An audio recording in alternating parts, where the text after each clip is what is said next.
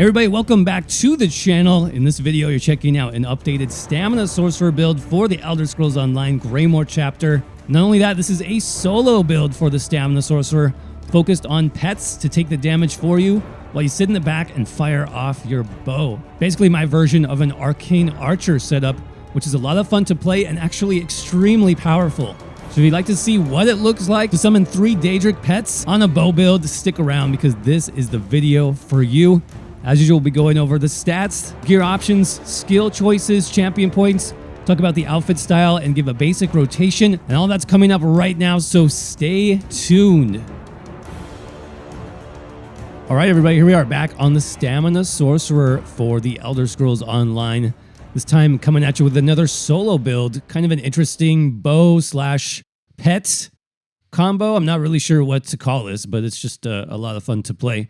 So we got the pet going, we got the bow, and we'll go over all the usual, starting with our buff stats. So let's go ahead and check that out. And make sure I buff up with the usual buffs and potion.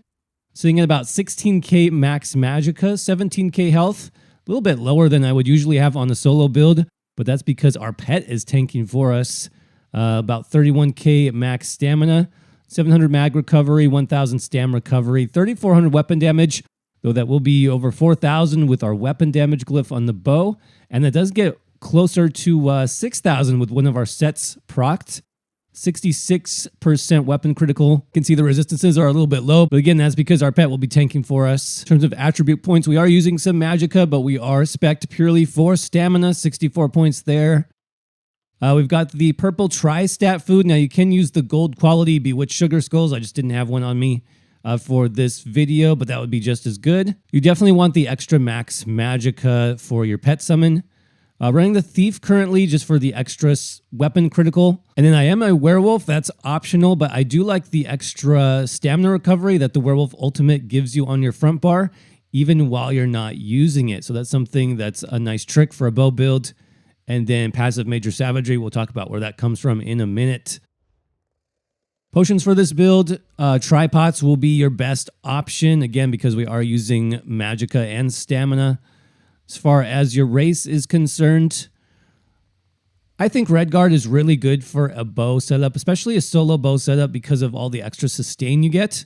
Talk about martial training, 8% cost reduction on your weapon abilities. That includes all your bow skills. That would include the bow ultimate if you want to use that, so that's really good. Conditioning gives you the 2,000 max stamina and then adrenaline rush, almost 1,000 stamina back every 5 seconds. This is great for just passive sustain, really good passive. So again, if you're starting from scratch for this build, I would recommend starting with a Redguard. It's really nice. Other races will be fine though. I mean, Wood Elf has the extra recovery, that will be nice. You know, Orc, Dark Elf, those have extra damage, that's good too. Khajiit for the extra critical, just whatever you want to go with there. I think that covers the basics. Let's go ahead and jump into the sets next. So in terms of the traits with the bow, we've got the infused bow. That's running with a weapon and spell damage enchant there. So every 5 seconds, we get basically over 500 weapon damage with all of our other buffs. Then on the back bar, we're using sword and shield. Same thing, we're using the gladiator set there. For the weapon, I've got infused with a absorb stamina enchant. And in terms of the jewelry, 3 pieces of gladiator. We've got the weapon damage glyph on everything, so neck and 2 rings. And then in terms of the traits, I'm doing 2 infused for the extra weapon damage, and then 1 bloodthirsty. Remember, we're already amping our weapon damage really high when an enemy's below 25% health, so I figured why not? 10% more on top of that is going to equal even more damage. Now, in terms of our other set, I went with just another offensive set here that's pretty easy to get. That's going to be Deadly Strike. This is a Cyrodiil set, but you can purchase this on Guild Traders. You can purchase this with AP, whatever you want to do to get this. It gives you weapon damage, weapon critical, weapon damage again, and then increases the damage of your dot effects, basically, and channeled abilities. So what is that going to increase? Basically, our main spammable, our focused aim bow ability, that's a channeled effect. It takes 1 second to cast that arrow. So that's going to be increased by 20%. Your poison injection, your volley, our barb trap on the back bar, Almost everything except our light attack is getting buffed by 20%, which is really strong, especially when you get into that execute range, guys. This build does a lot of damage. So I think this is a great set still, and like I said, you can buy it, which is nice. So we're running 5 Deadly Strike on the body. That's feet, legs, hands, waist, chest. Divines will be your best in slot if you can get it, with the stamina enchants there. Now, if you don't have this yet, another kind of nice alternative I think would be Spriggan's Thorns, maybe even Briarheart for your body pieces. Something like that would be fine. Now, in terms of the monster set, remember, we're going with the pet summon theme here on the Archer build. So I went with Maw of the Infernal for that. This gives you max Magicka, which isn't bad considering we need Magicka for our pet and our buff. But then when we deal light or heavy attack damage, which we should be doing all the time, you get a chance to summon this fire-breathing Daedroth for 15 seconds. It does flame damage. It has different alternating abilities. So it does actually pretty good damage, and it just fits the theme of the build really well. It is nice with this monster helm. It doesn't really have a cooldown. It's up for 15 seconds, and it can be resummoned exactly at 15 seconds as long as you keep up your light attacks. So running that set for the head and shoulders here, I went with medium actually for the head and shoulders. You can do 5-1-1 if you want, so you could get a heavy helmet and a light shoulder for some extra resources, but I actually prefer on the bow build the extra cost reduction and extra critical from running 7 pieces of medium, but that's up to you. So like I said, all medium, all divines, all max stamina as the enchants. All right, so that's the basic setup again. Kvatch Gladiator on the jewelry and weapons, Deadly Strike for the body pieces, and then Maw of the Infernal is the monster set. Let's move on to our skills here, starting with the front bar, which is our bow. Poison Injection. This is a very strong damage over time ability. Again, this will be buffed by our Deadly Strike set. Pretty low cost, so you want to apply this to as many enemies as you can when you're fighting. Just a great all-around ability. So from the bow skill line, that's going to be the last skill. It does take some time to get this if you're starting a new character, but just keep working towards it. It's really, really worth it. And then our second ability, another one from the bow skill line, we're going with Arrow Barrage here. Now you can choose either morph. Endless Hail lasts for 14 seconds. Arrow Barrage lasts for 10 seconds. I just felt like most of our abilities had like a 10-second timer. So this just kind of lines things up easier in the rotation. It also does more damage if you choose the Arrow Barrage morph. So I do prefer that for this setup. Next ability is going to be the Unstable Clanfear. That's our Sorcerer pet. From the Daedric Summoning skill line, that's the first ability that you get. Morph it to Unstable Clanfear. Now, this does do physical damage, but the damage is low. So that's really not why we're using it. The reason, which I'll show you in a few minutes when we go over the rotation, is the Clanfear actually will tank bosses for you, and it's pretty good at doing that. It's pretty good at holding aggro.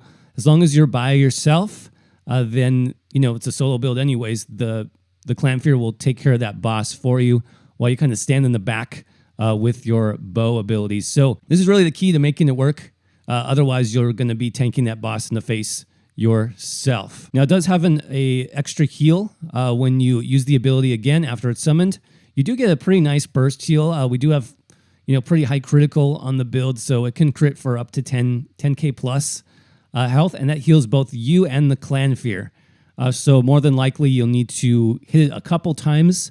If you have like a hard-hitting boss or something, you'll need to make use of that heal to keep the pet alive. Next ability is going to be our main spammable on the build, Focused Aim, again from the bow skill line. First ability here, I prefer Focused Aim for PvE just because of the Minor Fracture debuff, especially if you're solo. That's going to be a nice little resistance debuff, and sorcerers don't get any other resistance debuffs from their class skills, so this is just a nice morph to take. This does have some cost reduction as well, I think, compared to Lethal Arrow. And our last normal ability is going to be Camouflage Hunter. This is from the Fighters Guild, and this is just a great all-around passive buff to have. You can see this is the second to last ability from Fighters Guild, and this actually gets you 2 buffs for free. You get Major Savagery. That's equivalent to about 10% weapon critical, so basically 10% extra crit chance. You do want this. That way you can run tri-stat potions and not have to worry about getting that buff. Now we also get Minor Berserk for 5 seconds after we deal critical damage from an enemy's flank. That means the side. So since you have your pet tanking for you, that's really easy to do. As soon as your pet grabs aggro from the boss or whatever you're fighting, just kind of move your character around to the side and then you'll start getting that minor berserk buff constantly for free. So again, really nice passive buff. Definitely recommend that. And then the ultimate for this build, that's kind of your choice because front bar is basically passive. We want to use the back bar a little bit more. But I've chosen Werewolf Berserker. I just happen to be a werewolf for this build, and it's actually nice for bow setups. We're not going to use it, but while slotted, your stamina recovery, you can see there at the bottom, increased by 15%. So that actually is quite a lot over time when you add that up. So I do really like that. Now, if you're not a werewolf, that's fine. Some other options, you could do something like Flawless Dawnbreaker. That'll give you extra weapon damage just for having that slotted. That's a good option as well. Of course, you could put Ballista there if you want to focus more on single target damage. But that's going to get kind of away from the pet theme build that we'll see in a minute. So that's the front bar. Let's go ahead and swap to the back bar, Sword and Shield. We got Barb Trap. Yes, I know this is a melee ability. That means you're going to have to go in to melee once a rotation. But I think it's really worth it because look at the damage on this, you guys. This as well is buffed by Deadly Strike. Everything is buffed by Deadly Strike, essentially. So this gives us very good dot damage, and it gives us the minor force buff. So that's 10% increased critical damage. That's really nice to have, honestly, on any solo build. It makes a big difference. So where you get this skill, that's from Fighters Guild as well. We've got a lot of Fighters Guild stuff going on here. So that's the last ability there. Morph it to Barb Trap because it has a little bit longer duration in case you miss that in your rotation for some reason. Next ability is Heroic Slash. Now this might seem kind of weird on a bow build, but let me explain it. So this is from the One Hand and Shield skill line. Second ability you get here. And then Heroic Slash, this morph gives you minor heroism. So first off, we want as much ultimate as possible on the solo build. That's just kind of obvious, I think. So this does give us a very nice boost to our ultimate generation.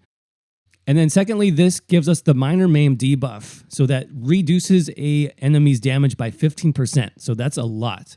Now, the reason why you want something like this is you can't really buff your pet. Remember, your pet is absorbing all the damage for you if you're playing this build correctly. And you can't really buff your pet. You can't give them extra armor. You can't give them extra stats. So you can't really do much there. So what I focused on in this build, and you'll see on the rest of this back bar, is supporting the pet. So either debuffing the boss or giving the pet more heals over time. That's essentially what the back bar on this build does. So this is just a nice option for debuffing anything that we're fighting together. So yes, I know it's a melee ability. You're going to have to, like I said, you're going to go into range once a rotation to lay down your trap. Make sure you get a quick slash in, disable the boss. Then you can go back to your bow setup. That's basically my thinking on how this works. Next up is going to be our heal. So speaking about keeping that pet alive, I think the best heal for this, we're actually using two. We've got Echoing Vigor from the Assault skill line. So this is a very nice stamina-based heal over time, and it heals you and your group, including your pet. So you can see when I cast this, my pet is getting the heal as well, about 2,000 health every second, and that is critting.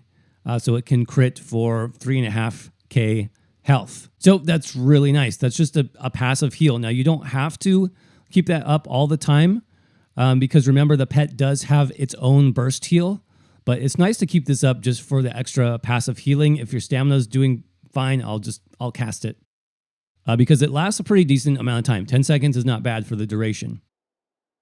Now, combined with that, we have Power Surge, the Sorcerer class heal. Now, this looks a little bit different than you're probably used to seeing because most people run the other morph of this skill called Critical Surge. Crit Surge is good. I mean, that's one of the best passive heals in the game, honestly, especially for soloing because that heals you every 1 second.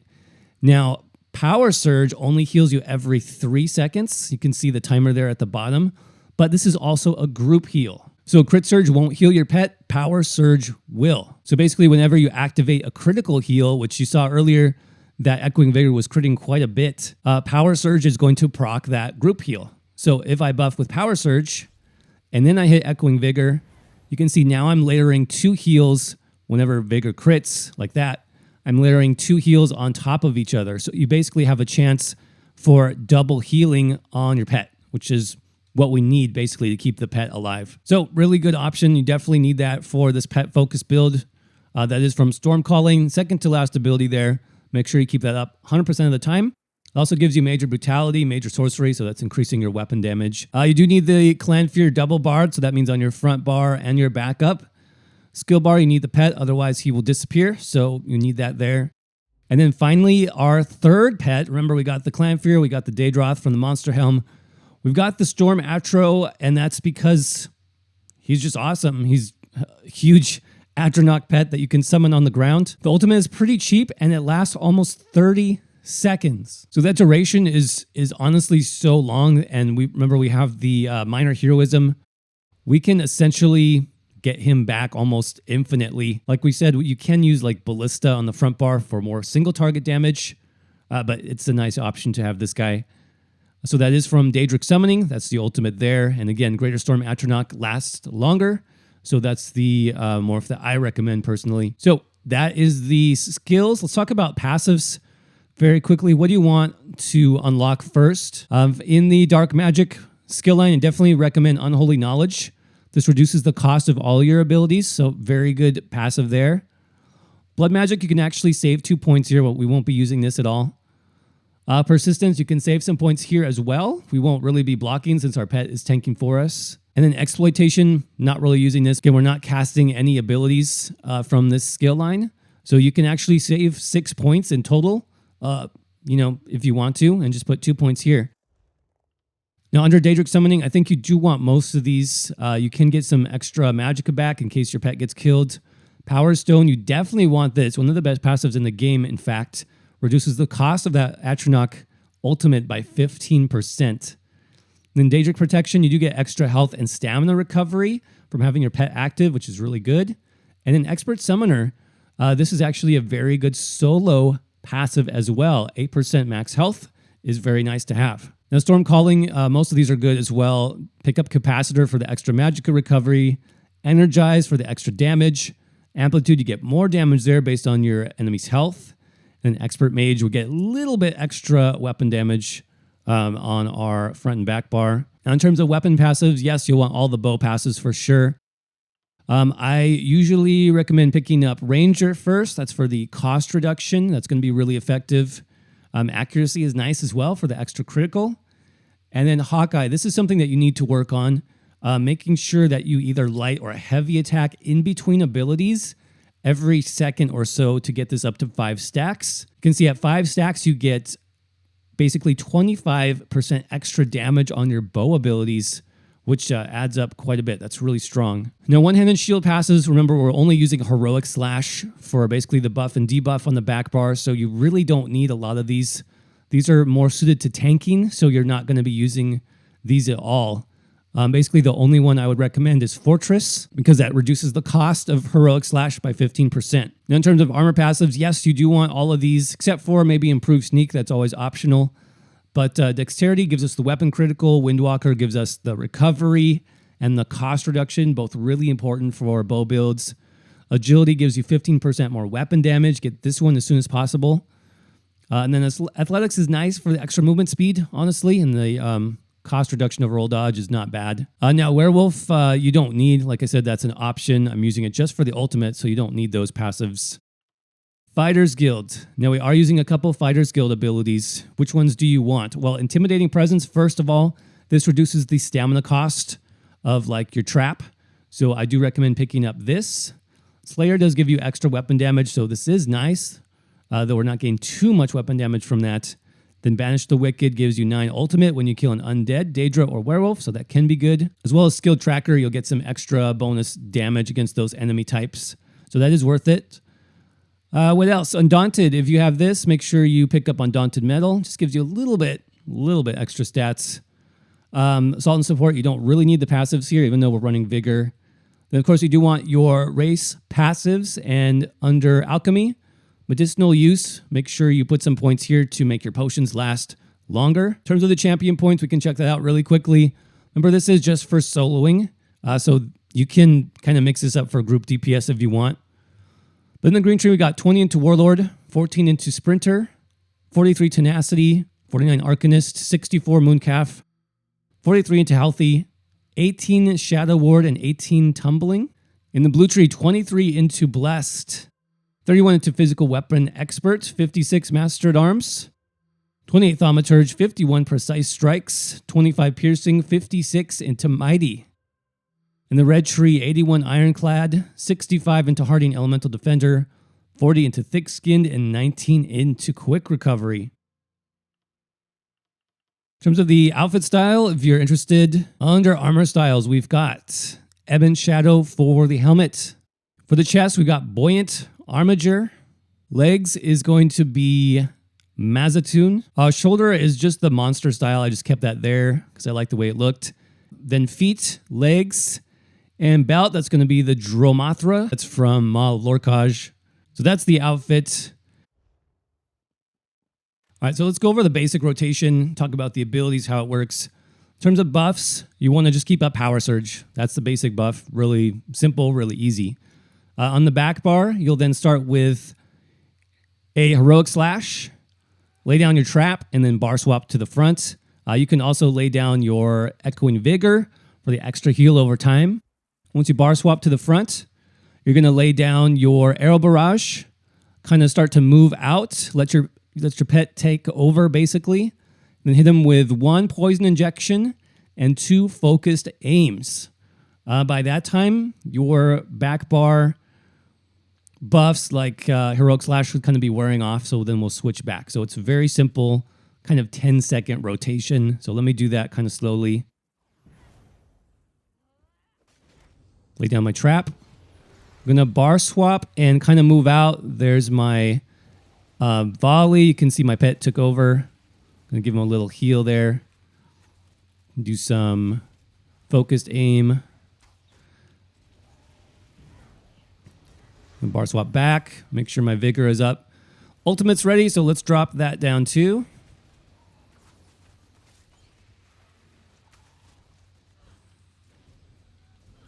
You can also heavy attack on the back bar if you're getting low on stamina.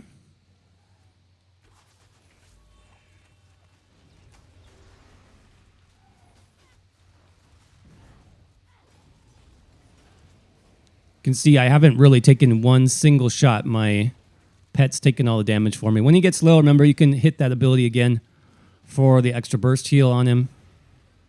Like there. I might heal him up right there.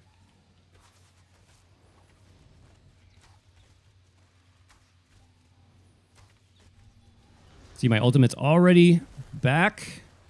Hit that. Make sure I keep my power surge up. That's the main buff there. And boss is almost dead, so we'll go ahead and finish him off here. You see, he tried to chase me for a second, but then the pet got him again.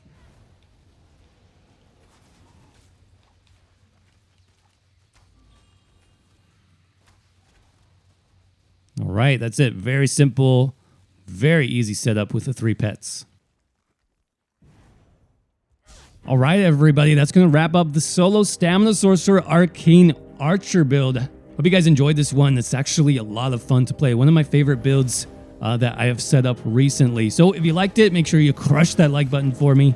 And if you want to see more build videos similar to this, make sure you subscribe to the channel with notifications turned on so you don't miss anything. Check out the links below. There's links to my social media as well as the new website. And you can check out that juicy join button for more information on becoming a channel member. By the way, on that website, there will be a written version of this build. So in case you need to refer back to what skills or what morphs go where, just click on the link below for the written version. Now, I'll have some gameplay here at the end in case you want to see more about how the build plays and feels. Thank you all so much for watching. I hope you're doing well. Stay safe, and I will see you around in the next video.